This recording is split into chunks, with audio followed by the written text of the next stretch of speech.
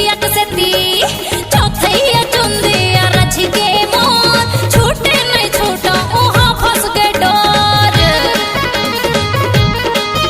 अरे ऐठे रे तन ऐठे रे मन मैं जैसे नागिन सपेरा के संग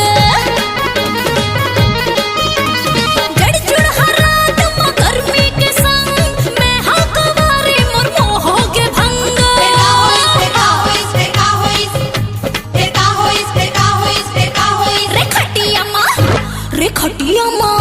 रे खटिया माँ रच रच मत गे रे खटिया माँ रच रच मत गे रे खटिया माँ रच रच मत गे रे खटिया माँ रच रच मत गे रे खटिया माँ रच रच मत गे।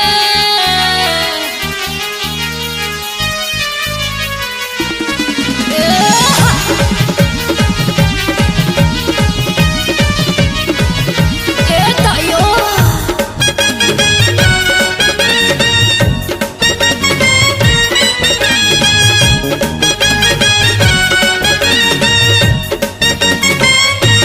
दुनिया के किस्सा समझ गया मैं हाँ खखरों में हिस्सा समझ गया मैं हाँ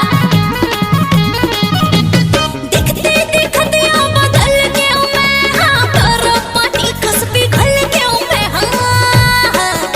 तो रंग ढंगला का होगे तोर गाल की लाली हाक होगे तो रंग ढंगला का होगे तोर गाल की लाली हाक होगे बोलना का होगे ये तोला का होगे। पिया कसती पिया कसती ए हाँ पिया कसती पिया कसती पिया कसती पचवैया महारानी बन गयो मैं कखरो दीवानी रे बन गयो मैं हाँ। अरे हर टूरी के सपना ही रही थे कखरो कहानी रे बन गयो मैं हाँ। काना तका रिश्ता सब है बेकार यही कही थे यहाँ के है फिर का प्यार। हो इस फिर का हो इस फिर का हो इस फिर का हो इस फिर का हो इस फिर का हो इस रे खटिया